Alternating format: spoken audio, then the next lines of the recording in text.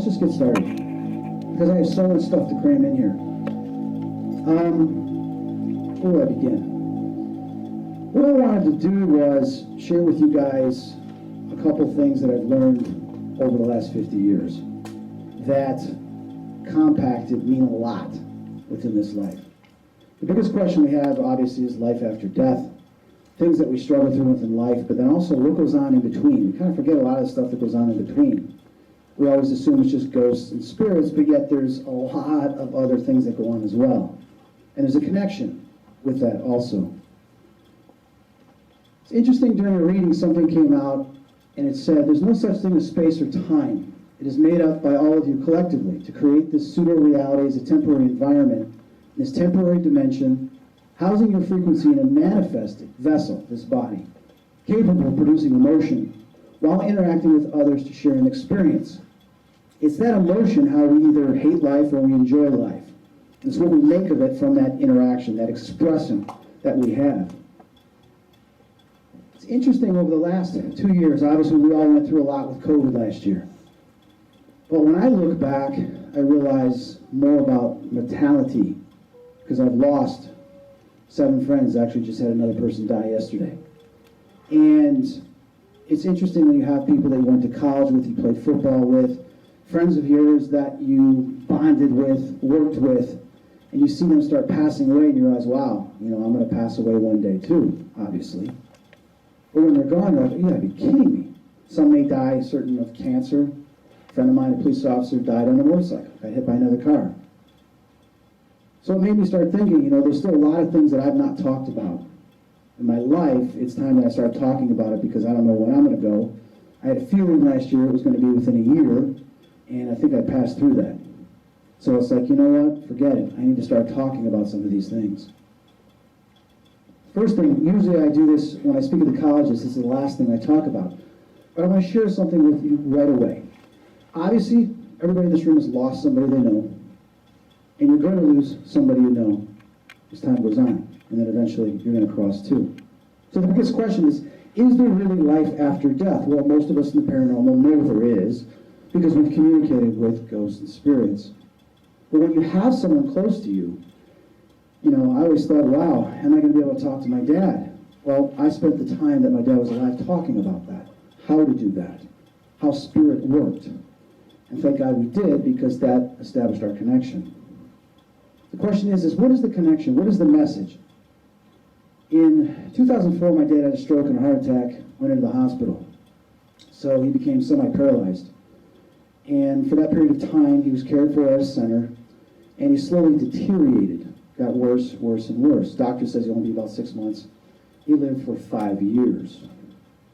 During that time, we talked about a lot of stuff, and I filmed a lot of stuff. Here's something very interesting. Little did I know that this simple statement would become the message from the afterlife. I want to state this.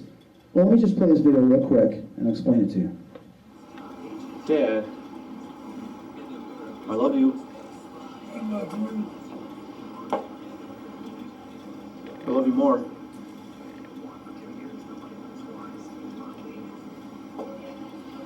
What are you thinking about, Dad?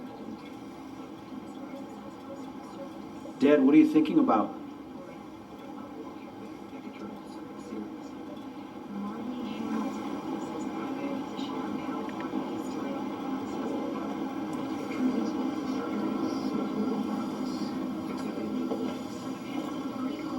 Dad, what are you thinking about? I love you more. So, my father never knew who his father was. His mother, my grandma, was pregnant, I think, when she was 16, 17, and had him. She never told him who the father was. So every day my dad lived, he always wondered who his father was.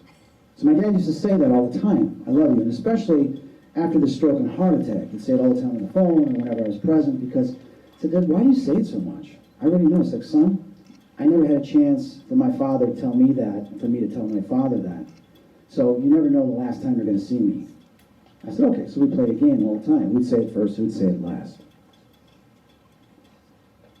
He passed away in July of 2009, and then Gary and I were working on a spirit box that we had completed, and I used it on Ghost Adventures Live.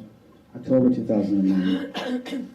In November, I went to Mexico for vacation. I used a spirit box to try to communicate with spirits at some of the pyramids. And then January, the first episode that I was on Psychic Kids had aired. During that time, someone called on to talk to me. Felt like my father said my father was coming through with a message. I said, okay, what was the message? He says, well, he keeps saying that simple words that you know, I love you. And I'm like, oh my God, you know? And that was the trigger that made me realize this was going to be the message my dad wanted to give me from the other side. At the time, the girlfriend I had was saying that she just saw somebody upstairs and someone breathed on her neck. There's a ghost in the house. Go get the spirit box. So I went and got the spirit box, and the voice tells me, bring your recorder. Thank God I brought the recorder. Here's that conversation that occurred with the spirit box in January of 2010, months after my father passed. Is there somebody in my house right now? If there is, will you please speak to us through this device? Is there anything you want to say?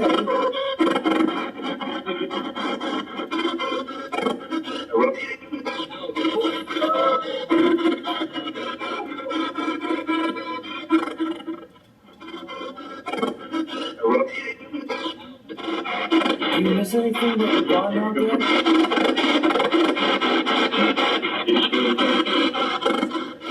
Dad, what do you miss? Isn't that incredible?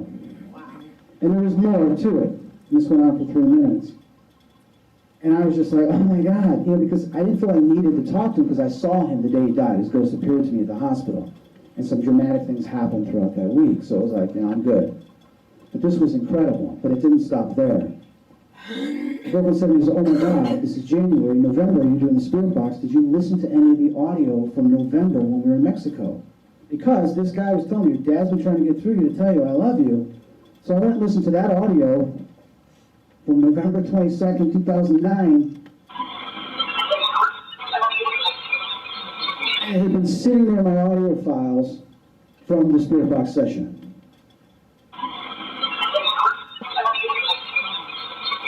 So I was like, oh my God, my dad did it. All the time we talked about it, it worked. He's communicating. So for me, this was like the biggest breakthrough in 50 years. Besides all the other stuff I had, to have one of my loved ones communicate with me consistently. He does all the time. When I'm at colleges and universities, he speaks. We were filming Help My House is Haunted, the very first episode. Reggie, the director's like, who's Reggie? What's my dad? Son, Dad? I love you. She's like, oh my God, I heard that. Because I said, I love you. I said, yeah, he does that once in a while. I said, Dad, you want to help out with this investigation? You know, we got to come in contact with these spirits. So he would show up frequently.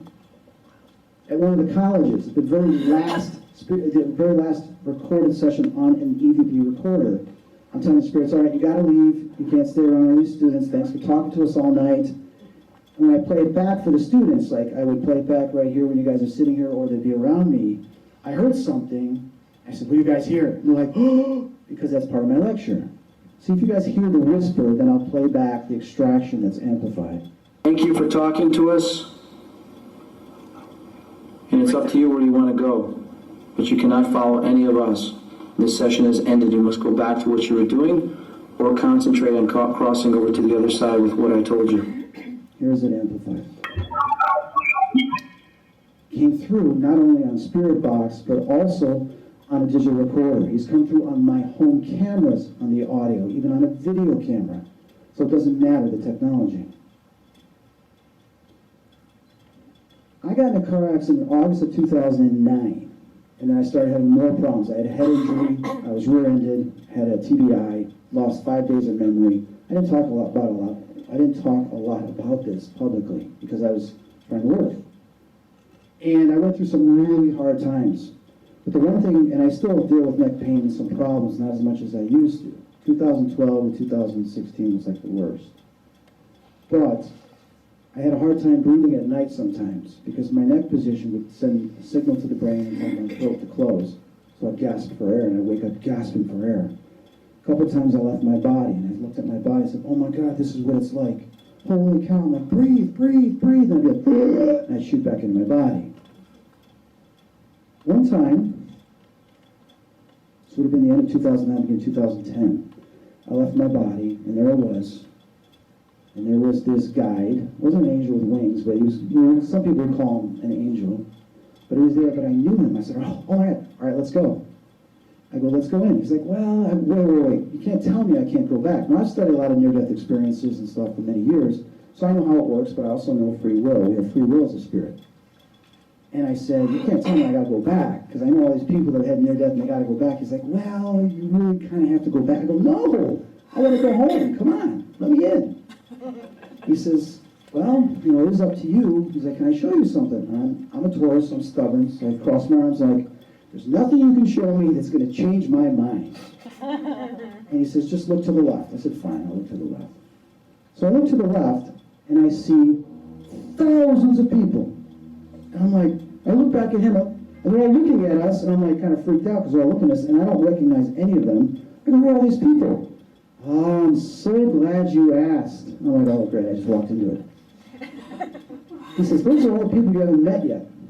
So I look, and I'm like, I don't know who these people are. I'm looking at them, I see these like soldiers and people and the background and everything, and from different time periods and stuff.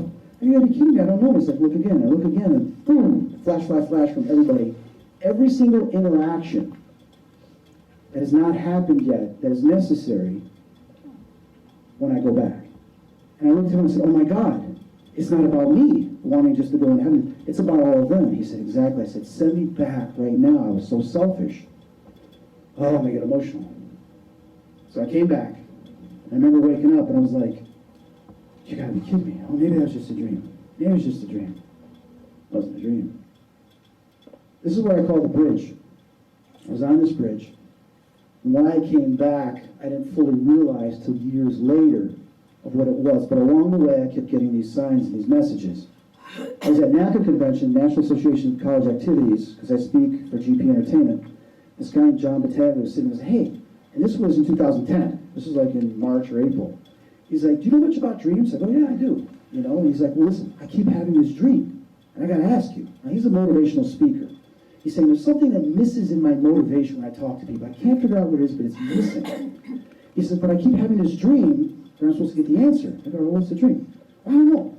I'm just standing there with all these people around me. We're elbow to elbow. We look up, and there's this bridge, and these two people come forward, and there's this one guy. I go, who's that? And they said, well, that's the guy that's supposed to teach us something.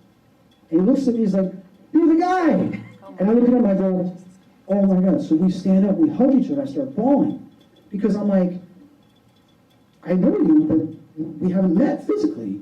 He says, what's the answer? I said, I don't know the question. He asked me the question, but I knew the answer. And I told him, he's like, oh my God, you're right, that's it. Then there was a succession of one person after another. We were filming this one show. I was coming in contact with these spirits and everything, and my neck was killing me. I was getting headaches. I said, I can't do this anymore. She said, but Chris, you have to. You promised you'd come back. What did you just say? She says, Chris, remember the bridge. How do you know that? Because I haven't told that to anybody publicly. I go, wait a minute, you were there. She goes, yes, I was. I go, how could you be there and you're here right now? She was like, anything is possible.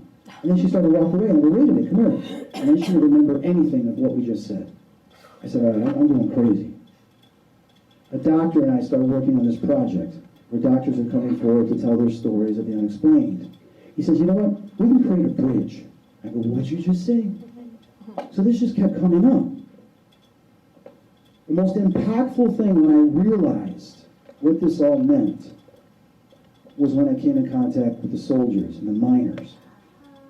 Now, the one thing I want to share with you is I'm very fortunate that I was told something, because I felt like, what is the purpose? I can't figure it out. I need to go. We don't always all find our purpose. We have to sometimes say, you know what, I'm going to make that my purpose. And if we don't know, you can ask the universe, hey, what am I supposed to do? Because every one of you is significant that has to come in contact with certain individuals that inspires you. Even if you don't think so, you'd be surprised. Because we're all connected. We're all here for a reason. The thing I want to share with you is we're not alone. There are guides, there are loved ones on the other side, people we've had other lives with that are rooting for us while we're here. Ghosts, spirits, angels, demons, elementals, and aliens all exist. I've had experiences with all of these. I have not talked about the aliens yet, but I have proof. The aliens. I have videotapes from the 90s of my regressions. So let's first talk about ghosts and spirits. Now, I had experiences growing up as a kid in a haunted house. I'm not going to go into this in great detail because I've talked about this in other lectures. This is the house, and believe it or not, we're in talks for this to be on a haunting. The haunting new series on Discovery is going to do an episode of what went on in my house. Not everything that went on, just a specific situation. But the first thing that I never talked about before was I had nightmares when we first moved into this house. My parents got this wallpaper of these British soldiers from like the 1700s. And it looked cool, you know, because my mom loved England and she used to fly to England all the time. I was terrified of this because I would have these night terrors that at night these soldiers would be coming out of the walls, bloody, with no arms, no legs, calling out to me and crawling towards me, and I'm freaking out because I think they're going to kill me or something. They're like, help, help, and I'm like, my dad's like, that's it, we're getting rid of this wallpaper. We can't have this anymore. Because it was happening consistently. So they ended up getting rid of the wallpaper. Shortly after, we started seeing ghosts in the house. Came face to face with this one ghost. After my sister screamed, said that there was a man at the edge of her bed that went through the wall. I said, Dad, I told you there's ghosts in the house. And when I came in contact with this spirit, it was friendly. It let me pass by it. It was blocking my way. In my head, I'm like, please don't hurt me. I didn't say anything because I thought it would grab me. And it slowly guided to the side of the wall. And it let me pass. Over time, I was communicating with this thing. The spirit name was Henry. He was telling me all about the spirit world, but he was also warning me of things to come. I became so fascinated with what I was seeing because when I would go to first grade, second grade, and I tell some of the students, some kid says you're lying, teacher pulled me out in the hallway, said there's no such thing as ghosts, you're making this up. I'm not making this up. So I'd sit there and watch. Okay, if people don't believe, then what is it that I'm actually seeing? I would watch them go by the dresser and by the mirror, and they would cast a reflection. I'll never forget the one male that's gliding across the room, and I'm watching him. As he's going, I'm like, oh my God, you can see his reflection in the mirror. As soon as I said that, he backs up, turns, looks in the mirror, and then looks at himself in the mirror, and then comes back, and I'm like, okay, that's really creepy. As a kid, I didn't say that because I'm too young. But then he goes back, and then he glides out of the room. So they're reacting to what I'm thinking, because I'm not saying that out loud.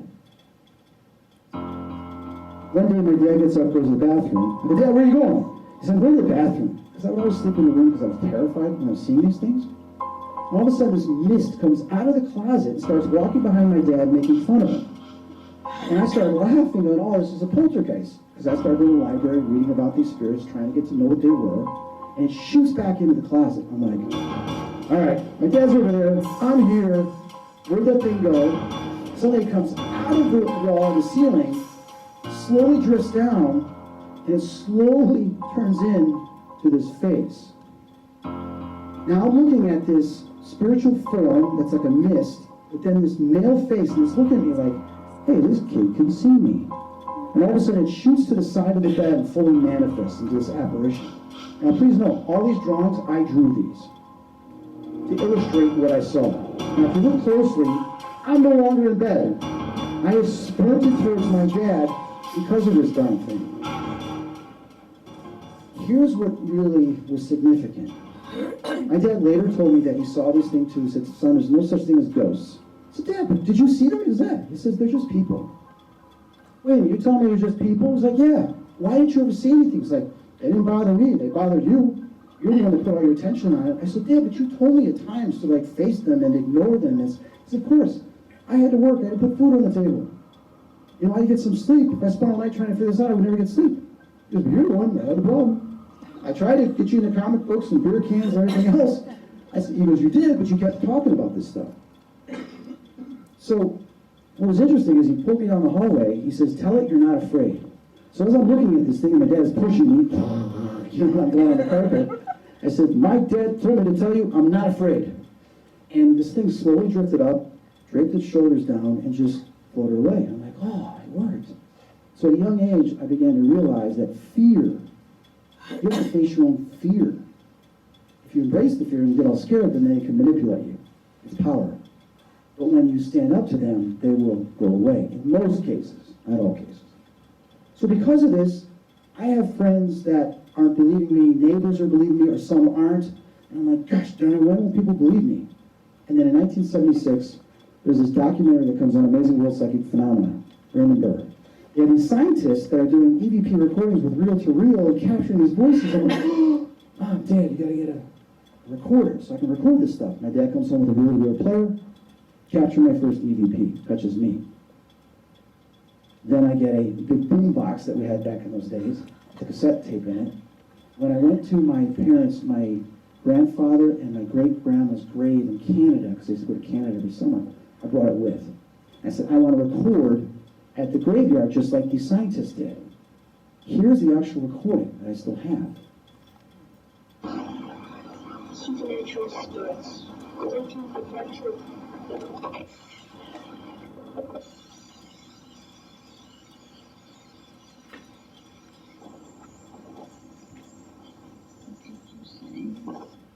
Did you hear that?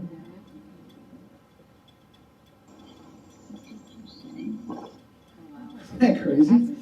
Now, everybody's like, was that your great grandma? No, she didn't speak English. She only spoke Polish. But as we know in spirit, it doesn't matter because you can project in basically any type of language you want. But I realized many years later, because I'm like, oh my God, I got EVP, you know, what did you say? But there was another one that I discovered years ago when I started going through the cassette tape just before it. He's dead. Well, who's it talking about? You know, thousands of people buried in the cemetery, but could be just that, oh, he's dead, his grandpa's dead.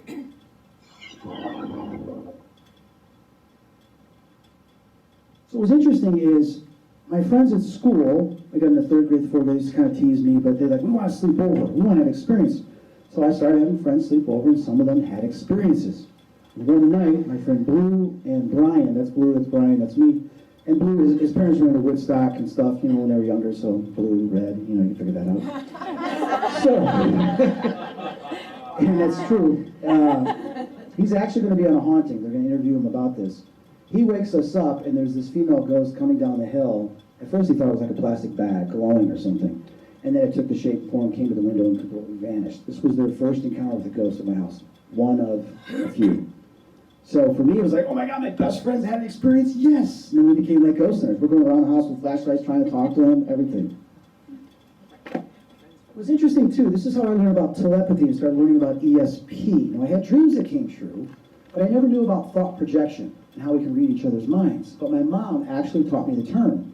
Because one night, there was 3 spirits, and I'm like, Dad, there's 3 people in the room. It's like, strangers that don't go to bed. And I'm hearing this, as if they're talking to one another.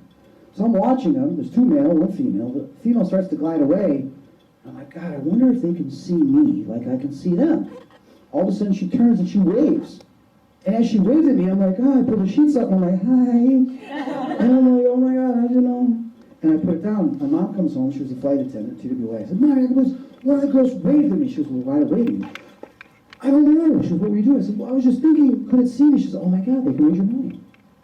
She goes, that's telepathy. I go, telepathy? What the hell's telepathy? She goes, well, that's, you know, blah, blah, blah, blah. So I went to the library, I looked it up, and it's, you know, what they call telepathy and thought transference. It's the correct term. From one mental state to the next. You all had it. You guys have all done this. Feel someone staring at you, turn, look, someone staring at you. They're projecting their thought through the ether right into your field, your electric fields, picking it up and noticing that there is someone thinking about you. So we moved out of the house in 1991, sold it to somebody else, and I started having nightmares and dreams about the house. I was wondering, are the ghosts still there? You know, we kind of left them there. And I was just having this intuition. I went online and said, oh my God, the house is for sale. It's been for sale for 1.5 years, almost 2 years. Called up a real estate agent, hey, I'd like to look at the house. Didn't tell him, brought my recorder, brought my camera. And out of all the EVPs I got, this one's extraordinary. I go into the basement, the scariest part of the house, that even Blue was terrified of, our babysitters were terrified, and I was always afraid of. So I said, I'm going there. I'm an adult now, I'm not afraid. Listen to what I caught. This was on my Sony IC25 recorder.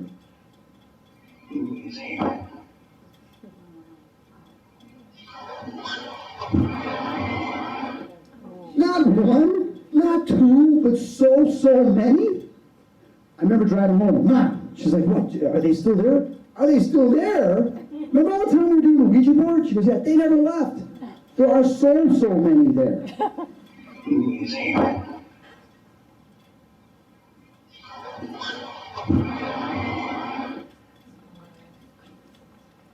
So, this was going to be part of the last part of my lecture, but I want to put in here. This has become so important to me. Adam Bly, who I've known since 2008, become a really good friend of mine. He has regressed me, because he can do hypnotic regression, back to some of my childhood experiences, some with the demons, some with other stuff, even with the angels. A lot of interesting revelations that come out of that. But he taught me about prayers for the dead. That, you should pray for these souls. As a Catholic, that's what we do, this and that. But a lot of religions do as well. They pray for the dead. When we look at ancient cultures, when a tribe or someone would die, they would have a ritual together. They would do rituals, celebrations, or whatever to make sure that their soul went to the other side. So what happens to all these souls and spirits that have died a tragic death, like together in wars, collapses of buildings and stuff like that, that they don't find their bodies and are able to give them a proper burial, or someone never knows where that body is because they went across the country to a war and never came back? What happens? Well, the belief system, which is the strongest thing in the world, free will, feels, well, I haven't been prayed for, no proper burial, I can't go to the other side. This is one of the, well, during Help My House is Haunted, I said, you know what, since we're going to be helping people, I also want to help the spirits. It's a show that I do in the UK, 2017, 2019, we filmed, and this is some of the clips I'm going to show you of that. Now, I do various versions. I do a Jewish prayer, I do an Islam prayer, I do a Catholic prayer. I do all these, but a lot of times you just see the Catholic prayer on the TV. This is the prayer that I use. If you want to take a picture of it, please do. You can just Google it as well, Catholic prayer for the dead. But I also, not only do I say this, but I say it in my own way. I add a few things to it that I've learned over the years because it's coming from me from love, intent, and personal to assist these particular spirits at that particular location. But where's the proof? I have proof. I have proof to you that spirits have responded to me praying for them. When I go to locations now, they call me preacher. I'm not a preacher, I'm not a saint, okay? But a preacher is someone that preaches for people that need it, for help. In the spirit world, I have become known as that. And here's the interesting thing. Jane came on to our second season. She was a little skeptical, and obviously she's still trying to work with us and figure out what we do. But look at her face, because I'm talking, she's like, you can see she doesn't firmly believe it. Watch the camera. She's like, okay, you should probably wondering, all right, what does he really mean by this? Is this real? So when we went out there, I was recording my recorder. When they don't show, I was upset. At one point, I said, you know what, Jane, take out your recorder. Because I knew they were telling me that she's going to capture something very significant that's going to change her view of what I do with prayers for the dead. No one's ever communicated with spirit around here before. And they know that we're going to be doing prayers for the dead. Look at her face. Okay? So the miners that are stuck here are aware of this, and they are coming here. They're not going to come in this house because of what's going on, but they're gathering around outside. Let's go. Let's go. And going outside, they immediately make their presence known. There's rows here and rows here of men. They're all black. They've got things on their head. They're on both sides here, and they're all wearing the same thing. Go ahead and ask a question. Is there a way in which we can help you? Thank you. Thank you again. Another thank you. Listen. Spirits, miners, do you want us to pray for you so you can leave this place to find peace? Let's go. They're like, let's go. They are lined up. I'm seeing them psychically lined up here and lined up here. So they're waiting to... They're waiting to be prayed for to go. Okay. These poor souls, trapped underground for decades, can now finally cross over and achieve peace. I know you're here. I can see you. I can see you cheering and clapping. Their bodies were lost, but now their souls are no longer lost. They are remembered. They are ready to leave this place. There's all these angels standing around now in their place. All these people in white robes, golden hair. It's a beautiful sight. So partway through the investigation, Chris went outside because we needed to know where they were. And when he went outside, he instantly saw them. There's rows here and rows here of men. They're on both sides here, and they're all wearing the same thing.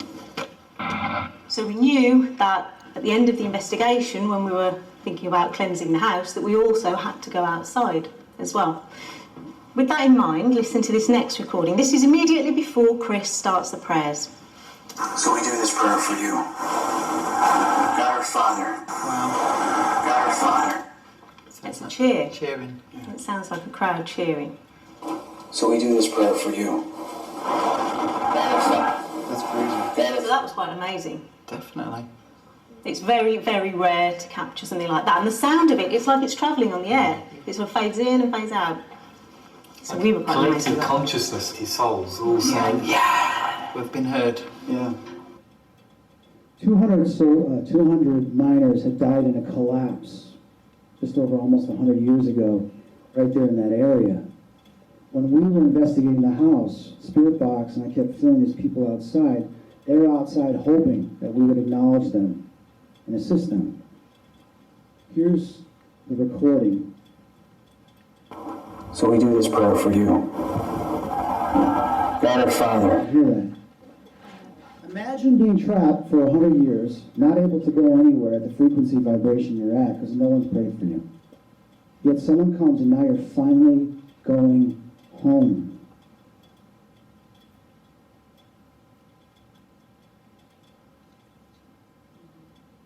This shook my core. As we were driving through this location, they're like, Chris, what do you see? And I don't know anything about the locations.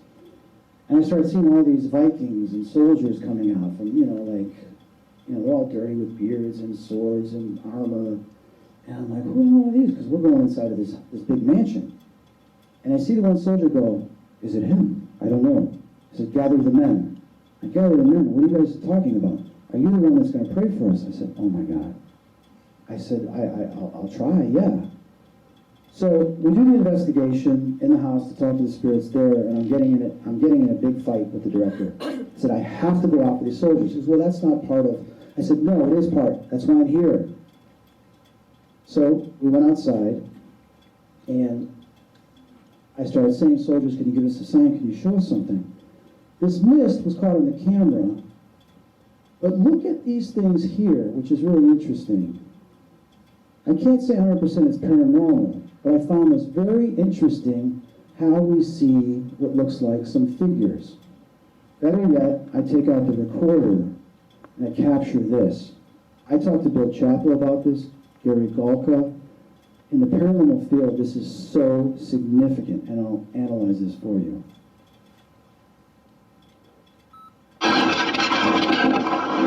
For a moment, allow me to hear the sounds of the battle.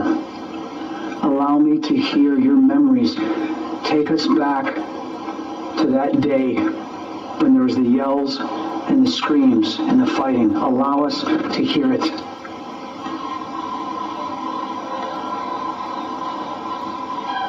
You have the animals?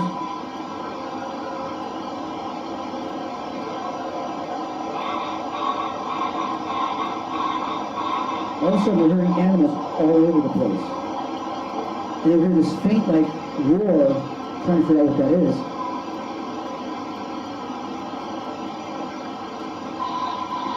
You start hearing moose, birds, everything around. And I know what's going on. I know the infrasound is being affected. We can't hear what's causing them to do that, but the infrasound is being affected. So, infrasound is a lower frequency below 20 hertz, maybe between 1 to 2 hertz. Animals can react to vibrations in the environment as well as infrasound, if there's any dramatic change. I knew right away, even though we weren't hearing it, that there was something going on by these soldiers, these warriors, that the animals were responding to, and I was like, yes, I'm going to have something on there. Now, our audio technician, okay, he worked on the movie Avengers.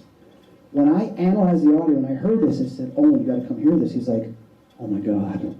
He goes, can you amplify that? I go, yeah, I have to amplify it so we can hear it even more.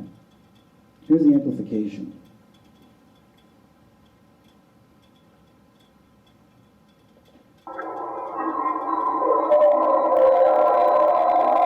You hear all the cheering.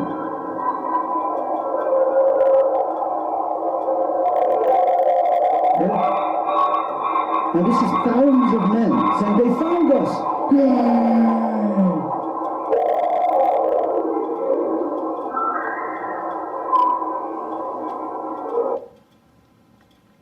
After we did this and the sun started to come out, look at how beautiful and golden the sky was. It was almost like it was a gift from the other side. When I was on the bridge, I remember seeing these soldiers and stuff in the background. And after this, I realized, oh my God, it's not just for the living, it's also for the dead. So every location I go to and everything I do prayers for the dead at the end. Sometimes we use the spirit box and you'll hear them communicating as they go into the light and they see, God, Creator, they see loved ones, stuff like that, and it's amazing. That's what we did on Help My House is Haunted. They would use just bits and pieces of it. But you'll hear, like, oh my God, this guy's really sending things over. One thing I want to tell you, I'm not forcing them to cross over. It's free will. They have the free will. All I'm doing is I'm praying for them, opening up that doorway to allow loved ones to come in from our dimension to theirs, raising their frequency and vibration with thought. I talk to them about that. And then they get to a frequency where they recognize each other and they're able to cross over. But some say, you know what, I don't want to go over. I said, then you don't have to. It's your choice. You can't force them to go over, but you can pray for them. And a lot of them are waiting for that prayer. Remember the wallpaper? I had an experience in Gettysburg with soldiers screaming and everything that I prayed for years ago, 2014. And then this happened. As I stand outside the pub, the soldiers I sensed earlier in the van are coming through very clearly. I know I talked earlier about these soldiers, but now I'm like seeing them march. There'll be like 4 or 5 of them marching as if they're on a patrol or as if they're coming together. I don't understand this. I don't know much about the military, war, and on the way that they congregate. But I'm seeing them come down this hill, which it wasn't paved back then, it was just dirt and rocks. They're coming down here. So what went on in this town or within this place specifically that had anything to do with soldiers or some type of war or battle? I'm meeting local historian Chris Forrester. He's going to tell me about the military history of this small market town. In 1689, William of Orange invaded at Brixham. He sent the skirmishing force up here. Unfortunately, King James's soldiers heard about this, and these were the men who met. The site of our skirmish is just over there. Should we go have a closer look? Yeah. Chris is taking me to the location where it's believed the skirmish took place. Let me set the scene. Just up here on the left is probably where the action took place. Guns firing. The Royals were actually throwing grenades as well. And that all happened Roughly round here. I'm sensing a lot of residual energies outside Uncle Tom's cabin, but now it's time to go inside. Come with me, because I'm getting drawn up here.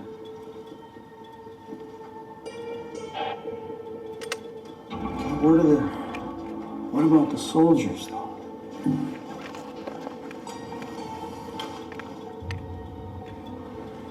But I can hear it. I can close my eyes and I can hear them marching.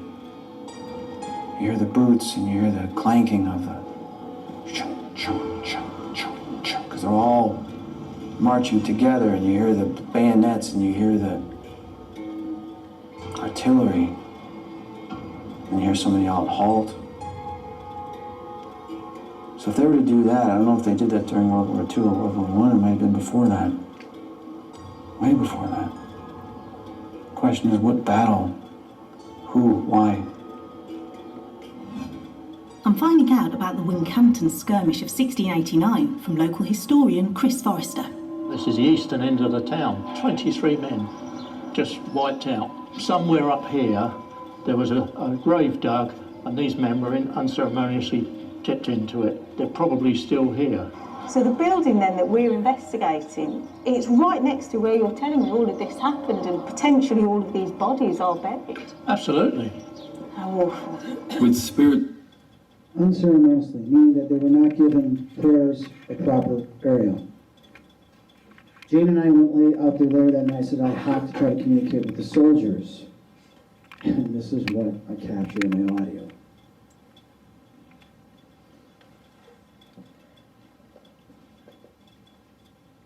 So the next step was, I have these spirits asking for help, that they want to leave this place. So knowing about the impression I got when I first came here, seeing these soldiers, I wanted to venture outside and see if I can come in contact with them. So Jane went and grabbed the SLS and captured something almost right away. Oh, wow. Right by the wall. It's very quick, Mel. Okay. Oh, it's gone over the wall. Did you see that? Isn't that extraordinary? I just want to check something because I thought I had like 913, but you're saying there's 23. How many of your souls are still here? Oh my God. It's not 913, it's 23. 23. Oh, That's just incredible. their souls have died here and there wasn't a proper burial or prayers for the dead. So I stated to them outside in the alleyway, Do you want us to pray for you? Send you home? You can help. Show yourself. Allow us to hear you.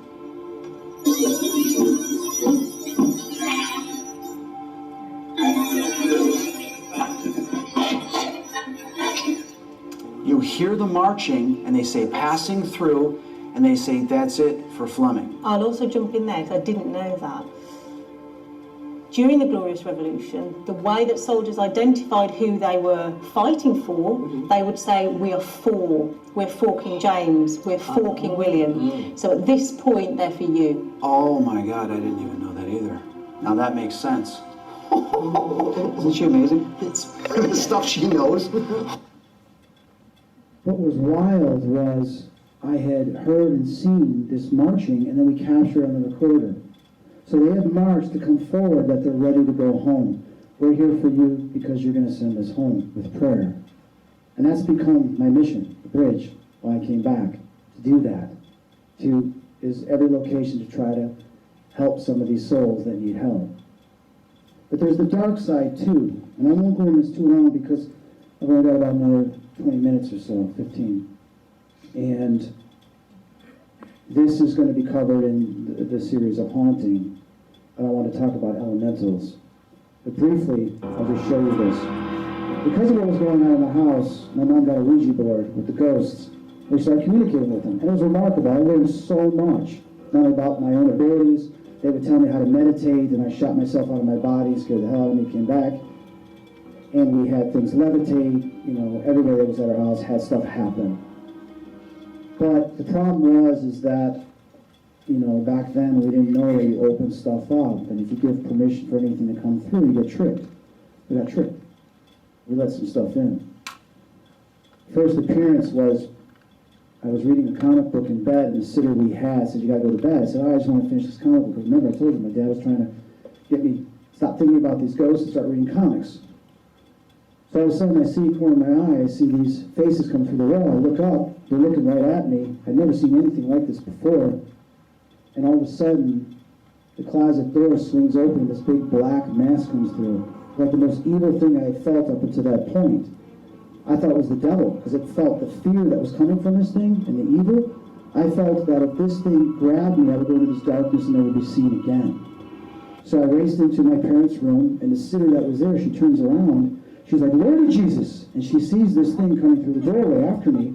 I jump behind her, and she's grabbing the blankets and the sheets that she just did, throwing it at it. But what she did that was significant, she started praying. She's saying, Our Father and Hail Mary, and this thing was getting irritated, and it couldn't get close to us, as if an invisible barrier was protecting us. I heard praying, and eventually got frustrated, it dispersed, and it was gone. This was one of the first terrifying experiences I had of many. The next day, she quit. Can't blame her. So I became terrified. I started sleeping with the light on.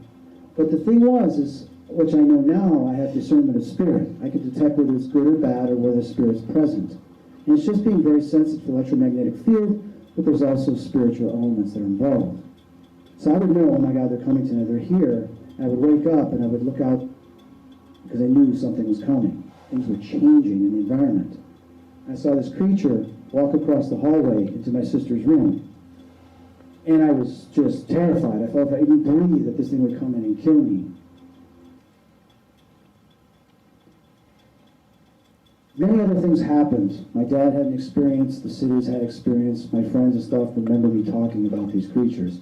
Got to a point where I was just so terrified and there was really nothing we could do that I stood up to it one day with a cross and just screamed and yelled at it and prayed, and it didn't come back. It was gone. So I thought, oh my God, I accomplished it, and I got cocky, like I beat these demons, they can't bother me, can't touch this. Boom, boom, boom, boom, right? Seriously, I gotta admit, I was stupid. Because nobody is invulnerable. But they came back in 2009. I was warned in 2000. The psychic told me they're going to come back. And I said, I can beat them. Doesn't matter. They're going to get at you through somebody else. The girl I was dating had an attachment. They were attached to her. Because I gave her permission to come in my house and I had her move in with me, now they're back in my house. But a new house. She even said, you're going to be with her when you see them again. When you see them again, you will know that she is also evil. She was sent to do this to you. Sure enough, we're watching TV, and this little MFer comes out of the closet. Now, do you know what it's like to grow up being terrified, pissing in your bed at night because you don't want to go across the hallway to go to the bathroom, and then your mom thinks you have a bedwetting problem? To be so tired because you're up all night, falling asleep in class, failing 5th grade, but your parents beg for you to go to 6th grade and not be held back. So you go to summer school and you get a tutor so that you can just get enough credits to graduate, to 6th grade. This is what I went through. To see this thing again as an adult, I first quickly looked away and wanted to revert back to that child that was cowering, but now I'm pissed that everything we went through because of these things. Jumped out, went after this thing in the closet, started pulling down the sheets, kicking it and everything. This time it was gone. I called up Adam Bly, said, you're not going to believe what I just saw. And then I realized that these things were now in my house. Here's a recording. Stuff was happening in 2010. And I do want to say, 7 days after they first appeared, I got in my car accident. I had my TBI. Then I had one bad event after another. Bad luck was the worst experience I went through in my life. Tearing my eyeball, breaking my nose, and I could go on and on and on. I'm not going to do it. But it was terrible. We were having some stuff happen, so she left the house, I left the house, I put a recorder down to capture this.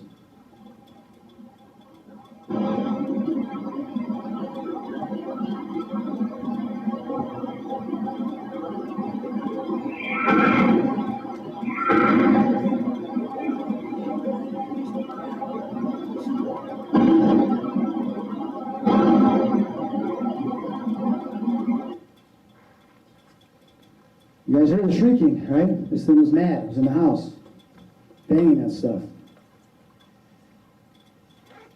1978 is one of my recordings. I'm talking about one of my experiences that I saw something was in the basement. I went across the street, this and that, and you hear this like growl or hiss on the recorder.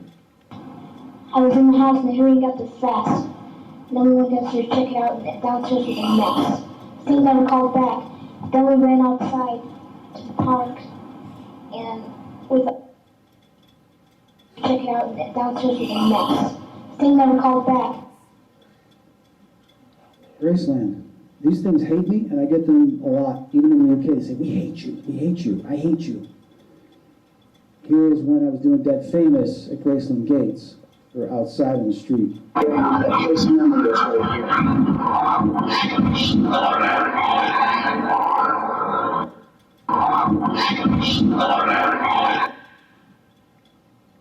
We went to the Dolphin on the first season of Help My House is Haunted, and they were having glasses thrown, people would get pushed, people would all of a sudden get angry and punch the person next to them, and they caught this on their CCTV camera. Now we thought at first when I looked at this, I knew what this was by looking at it, but to be skeptical, I said, okay, is there light, is it caused by something coming through here? Because that's what I first thought. But she showed the other footage of the same thing going on, and there's nothing here. So watch this. It's elemental, troll, or what we call an imp.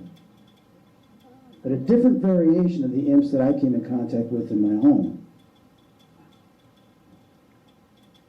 Here's a screenshot. Look at this thing. There's the head, there's the arms, and look at how wide the shoulders are, right? Wow, it gets better. Listen to this. Now, it said demon on the record. I was going to play it just to condense it. I don't like using that word. We all know it gets thrown around TV a lot. But if you have a case that's dealing with that, you have to confront it. You know I don't like that word. It gets thrown around way too much. But if that's what's here, it needs to be removed. Do you understand that? Who or what brought you here?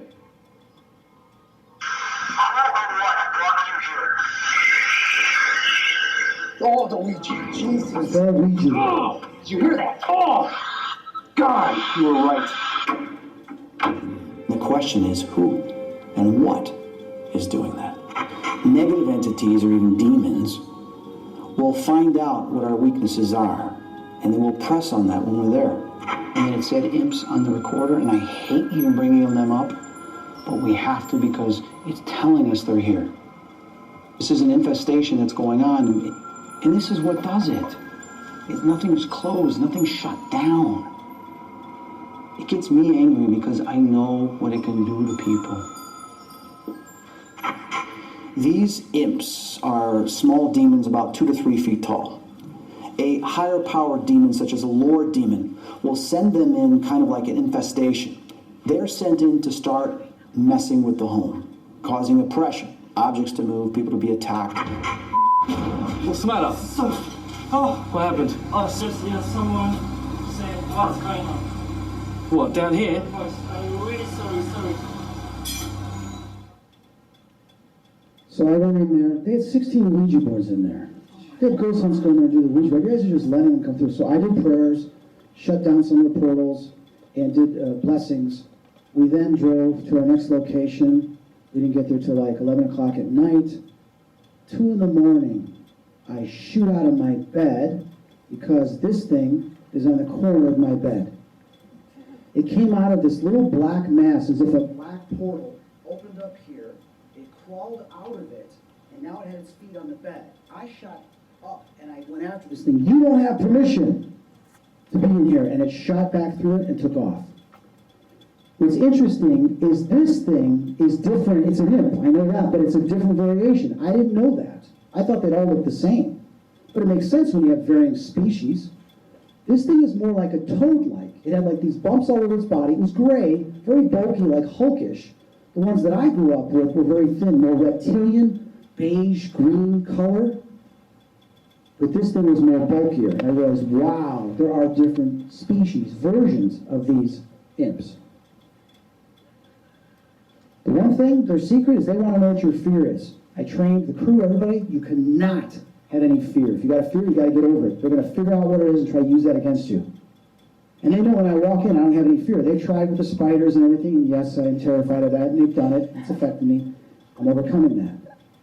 But here's proof right here. Listen to their voice. Their voices sound like children, but raspy, almost like the woman from Poltergeist.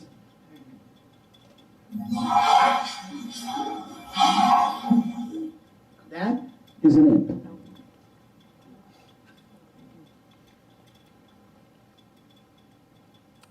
Spirits that reside in this house, can you tell me about what I'm witnessing right now? Is this a negative entity? Is this a creature? A dark form? Do you want this removed from the house?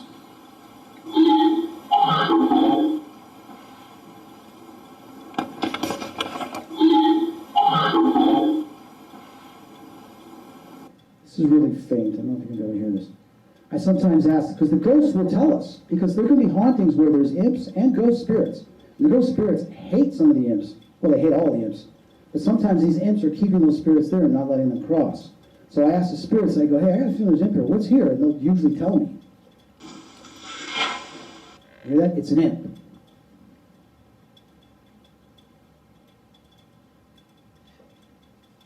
This is one of the most incredible recordings I had where an imp was pretending to be a child. They didn't use this in the show.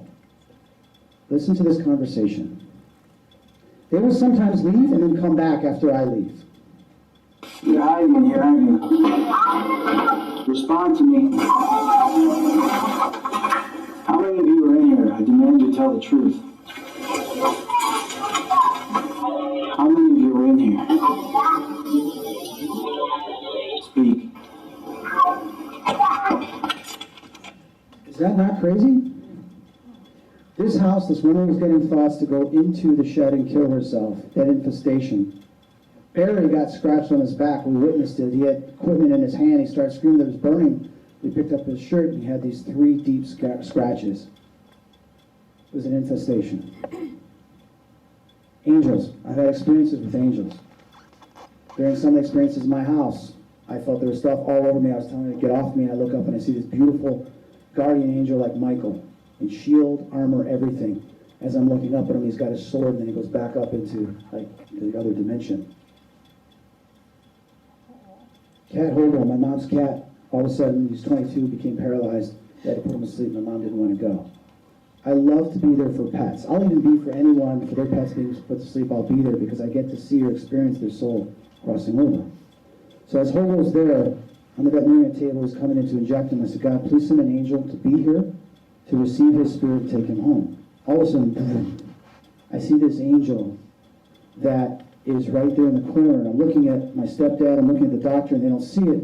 I'm like, are you here? He's like, I said, thank you. So doctor injects him, and all of a sudden, according to my eye, I see this gray appear, and I look up, and Hobo's upside down like a baby in the angel's arms. The angel's smiling at Hobo, looks at me, and I'm like, oh my God, he's keeping his promise. I said, thank you so much. And he's like this, he looks up, goes into this light, he's gone. So I'm telling you, angels do come for your loved ones if you pray for them. You have to ask, it's free will. So if you have a pet, ask for an angel to come to help guide your pet to the other side. Here's a couple spiritual EVPs. This one's going to blow you away. Barry captured this on his little Olympus pen recorder. He did amplify the response. This is one of the clearest EVPs Barry's ever got. While I do prayers, sometimes in this case, there was a negative spirit, an entity. So I asked the angels to send somebody to confront this thing. I didn't say who it was, but I knew who it was. And he told me who it was. Who's coming forward now? Jesus.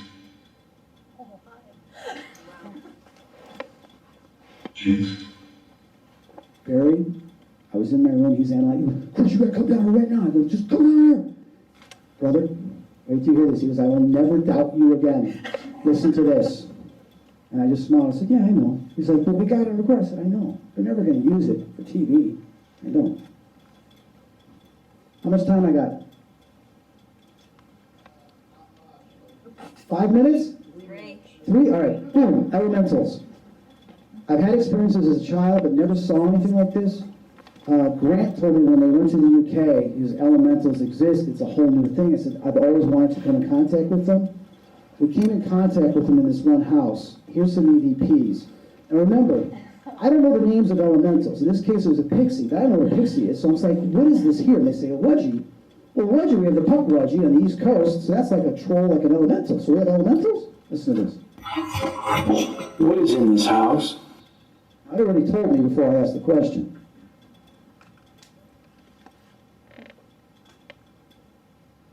So wedgie is what I would call an elemental, but what do you call the specific elemental? What would you call them? Pixie. I don't know what a pixie is. I tell Barry and Jane, they're like, oh my God, it's like a cross between a fairy and like an elf. And they're like, nobody's going to believe us, Chris. I said, our job is not to try to get people to believe us. We're investigators. We investigate, and what we find, we present it to our viewers. This is what it looks like. You're asking, how do you know what it looks like? Well, Barry and I saw something raised from the garden together, go right into the wall. Did you see it? I did too. So he goes and draws something. I draw something. But then when we're there, we're getting pixies on other recordings and stuff like that. Barry and Jane got 3 short little entities over by the mirrors, 3 on the digital dowsing, which is very rare. I'm sitting on the couch. I said, I want to see what you guys look like. Show me what you look like. And all of a sudden, I start seeing this mist in the doorway, and I see some figure. I go, I can't see you. Come on. All of a sudden, right on the leather couch, the guy in front of me goes, whoa, what the hell is that? I go, yeah, something's right here, I can feel it, I go, I can't see you, you're outside my visual spectrum, show yourself to me. All of a sudden, it slowly manifests into this half insect, troll-like thing. This is a pixie. I call it the Devon pixie. It was brownish in color, between 3 to 3.5 feet tall. And it was just leaning there, kind of going like this, like, you know, like smiling at me. I look at the camera, can you see this? Like, no, I can't see it. Then how come I can see it and you can't see it? And then, boom, it vanished. They followed us at every location. Hi, it's me, Pixie! And they would show up at these places, and we're like, the guys in the director's like, we can't keep talking about pixies every episode, same thing with the imps. One place, the negative spirit said something to us because our pixie was there. Leave your voice on this recorder. Tell us who you are.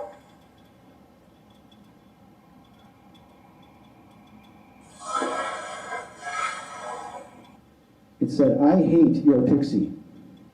It was now our pixie. Right? Because it was following us everywhere. This thing did follow me home. I saw stuff in my house, and I've seen other things that we don't have time to talk about.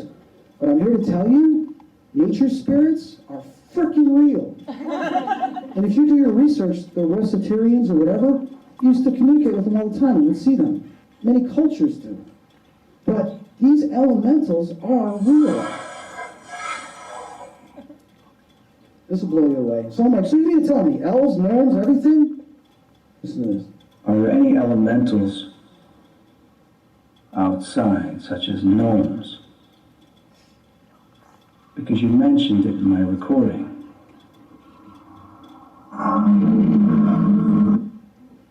Just the weirdest thing. Calverton Forest we went to, and we were there for other stuff. We came in contact with Romans and other things, and I told the crew, leave me here because there's elementals all around us. So I sat there and meditated. I said, I know you hate humans because we destroy nature. And they're like, yes, guilty. And I said, do you get along with the other stuff? He says, well, the gnomes tend to steal stuff, so we don't care about them. We hate the imps that followed you into this forest. Why are you bringing those devils in here? I said, I don't know. They tend to follow us. There is a king pixie. They have like kings. They have this hierarchy as well, just like we do.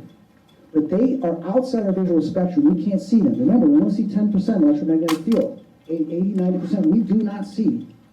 And they're in that realm of frequency and vibration that we can't see. They're responsible for not all hauntings, but a lot of hauntings because they're doing stuff, but they blame it on ghosts and spirits or people think it's demonic. Elementals are just as playful as spirits.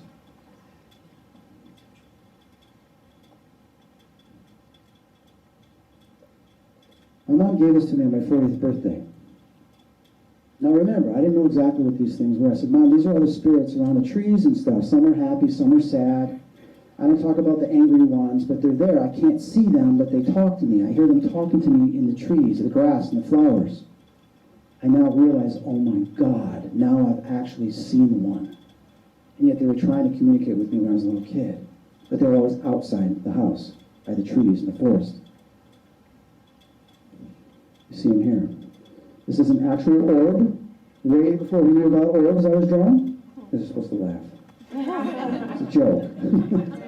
But, as you can see, I drew these nature spirits. That was in kindergarten. Don't have time to talk about aliens. I'm all done. I'll just show you these drawings, and one day I'll talk about them. These are from some of my regressions and some of my face-to-face experiences.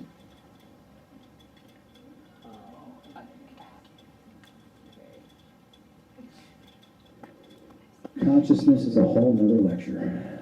So, I'm here to tell you that all these things do exist.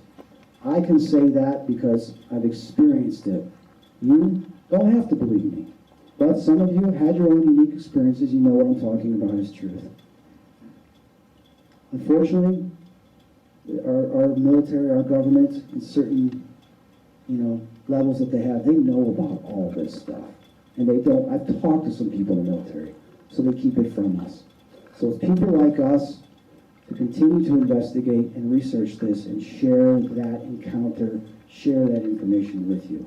We need to know. We need to realize we're not alone. All these other things are there.